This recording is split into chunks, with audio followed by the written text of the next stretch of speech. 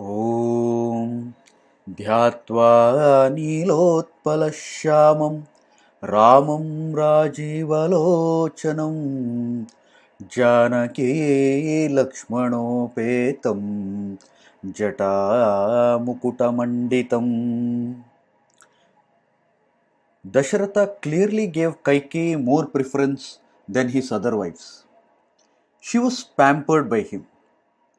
She too enjoyed the special attention and was aloof from day-to-day affairs of the country. Her son Bharata left to her father's place very early. Totally, Kaikeyi lived in a cocoon surrounded by few trusted servants like Manthara. Ramayana says no one knew who Manthara was or who her parents were. She was always with Kaikeyi. It looks like the old lady with a hunchback was jealous of other wives of Dasharatha. She had special disregard and suspicion towards Kausalya. She was also someone who thrived by rousing troubles. So, she painted a gaudy picture about Kaikeyi's future when she heard about Rama's Yuvraj Pattabhisheka. Initially, Kaikeyi did not fall prey to Manthara's words. She was too happy to hear that Rama would be the future king. One should credit Manthara for successfully changing the mind of Kaikeyi. She did it with a mix of intelligence and emotion. She first provoked needless fear in Kaikeyi's mind. She slowly brought around Kaikeyi into believing that once Rama becomes king, Bharata will be troubled. She further provokes Kaikeyi by saying that since she neglected Kausalya all this while, Rama's mother will avenge her humiliation when Rama becomes king. Given Rama's reverence towards Kaikeyi, according to her own words, this was highly unlikely. Rama's character described in Ramayana till then does not give any indication that he would do so. Then why did Kaikeyi behave so recklessly? Sumantra, Dasharatha's trusted minister, attributes Kaikeyi's behavior to her genes. Kaikeyi's father Ashwapati had a special boon. He could understand the conversation of all animals and birds.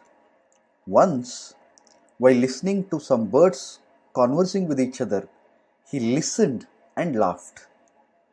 His wife, who was with him, demanded that he tell her what it was. But according to the boon, he was not supposed to share what he heard with anyone. If he did so, he would die. He told the same to his wife, saying he cannot share the information. She got very angry and forced Ashwapati to share it at any cost. He did not oblige and instead left her. Sumantra says that Kaikeyi has inherited this quality of irresponsible behavior from her mother. It looks like Kaikeyi feared two things. She thought her son will be sidelined or even killed by Rama once he becomes king, because Bharata was in line for succession, being Rama's immediate brother. Secondly, she was scared of being ill-treated by other wives of Dasharatha because she was behaving so. She wanted her supremacy in the palace to continue uninterrupted. She was assured of all this till Dasharatha was alive. After his death, she thought she could enjoy all these benefits only if her son was enthroned.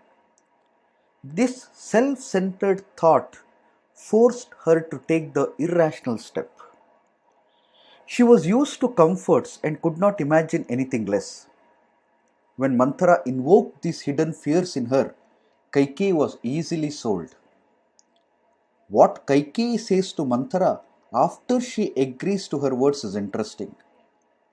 Kaikeyi goes overboard in praising Manthara. Manthara looks like a white swan to Kaikeyi.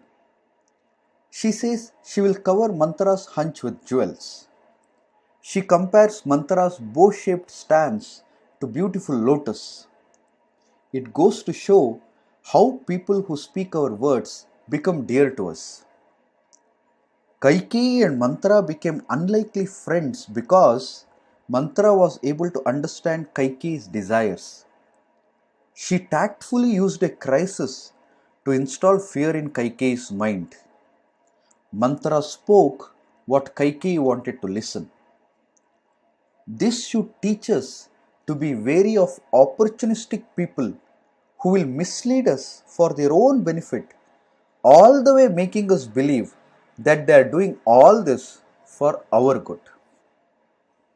स्वस्ति प्रजाभ्यां परिपालयन्तां न्यायेन मार्गेण महिं महिषाः गोब्राह्मणेभ्यः शुभमस्तु नित्यं लोकाः समस्ताः सुखिनो भवन्तु.